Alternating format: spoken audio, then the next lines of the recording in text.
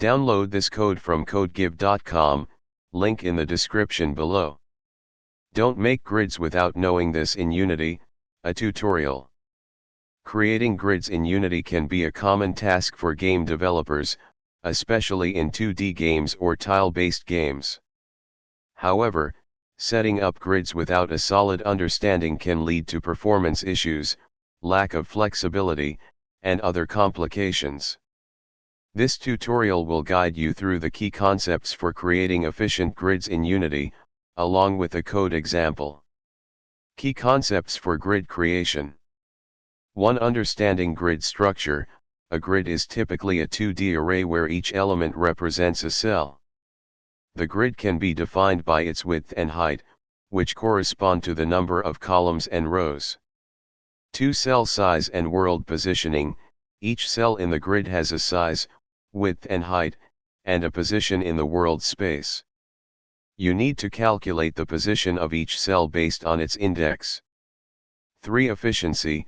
Instead of creating game objects for each grid cell, consider using a single game object for the grid and dynamically changing the visuals or properties of the cells. 4. Dynamic grids. A grid should be able to adjust its size dynamically. This is important when dealing with different screen sizes or resolutions. 5. Optimizing performance. Avoid instantiating and destroying objects frequently. Instead, use object pooling or simply enable/disable objects as needed. Code example, creating a simple grid in Unity.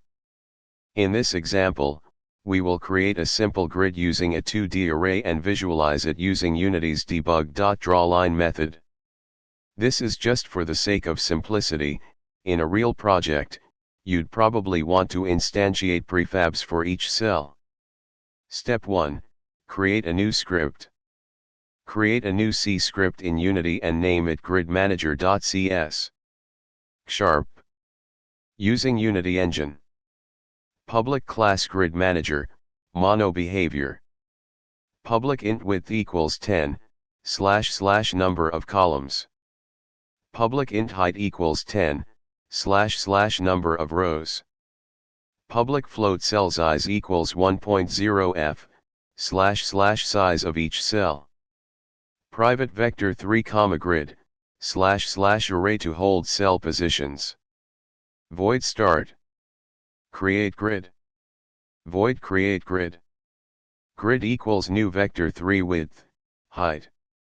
4, int x equals 0, x width, x plus plus. 4, int y equals 0, y height, y plus plus. / calculate the position of each cell. Grid x, y equals new vector 3, x asterisk cell size, 0, y asterisk cell size. Draw cell, x, y. Void draw cell, int x, int y. / draw horizontal lines. Debug.drawLine, grid x, y, grid x plus 1 width, x plus 1, x, y, color.white, 100f. / draw vertical lines.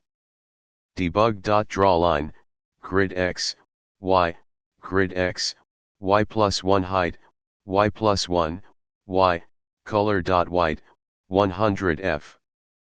/ optionally, you could add a method to update the grid dynamically. Public void resize grid, int new width, int new height. Width equals new width. Height equals new height. Create grid. Step 2, attach the script. 1. Create an empty game object in your Unity scene. 2. Attach the grid manager script to that game object. Step 3, run the scene. When you run the scene, the grid will be visualized with lines, allowing you to see the structure of your grid. The debug.drawLine will draw lines in the editor view for debugging purposes, but won't show in the game view. Additional considerations. 1. Cell object prefabs. Instead of drawing lines, you might want to instantiate prefabs for each cell. You could create a simple prefab, like a square, and instantiate it at each grid X, Y position. 2. Dynamic updates.